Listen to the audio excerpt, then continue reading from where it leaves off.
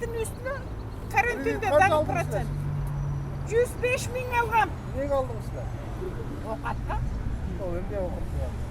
Un alayım deyip, may alayım deyip, çay alayım deyip 5 kavun aldım.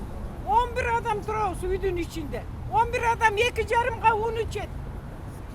Ya sokak içken çalım 83'te. Men 73'te min.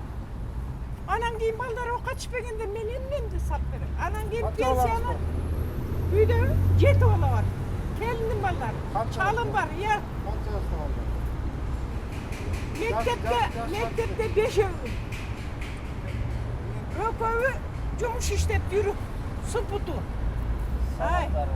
Menimine Amerika'dan balamda okutu atıp durun. Kanada'dan okutu atıp durun be. Kaklayın aytpay turun sözü aytpaklar. Ушинтип какша отуруп, ушул заманды алып келдиңер. Нормальный закон болсо, ушул заман жакшынакай болот болчу. Канакей, эгемен болгондо кылганыңар көчөгө катын кемпирди кыйкыртып койгонуңар, ыя. Кыйкыртпайм, чечип берип койгула, эмне?